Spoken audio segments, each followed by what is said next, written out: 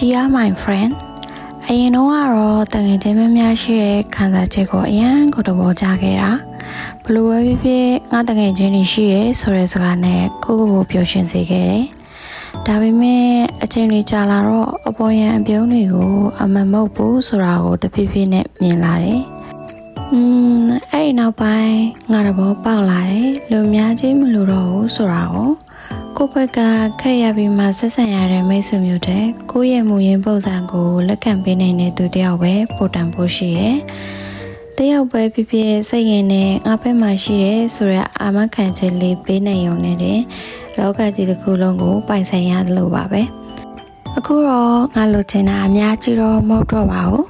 စိတ်ရင်နဲ့ခင်မင်မှုမလဲစားတတ်တဲ့မေတ္တာနဲ့ငါကိုငါအပြေလက်ခံပေးတဲ့သူမျိုးတွေပေါ့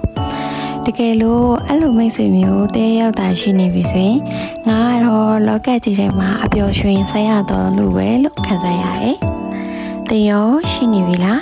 May God bless you. Bye bye.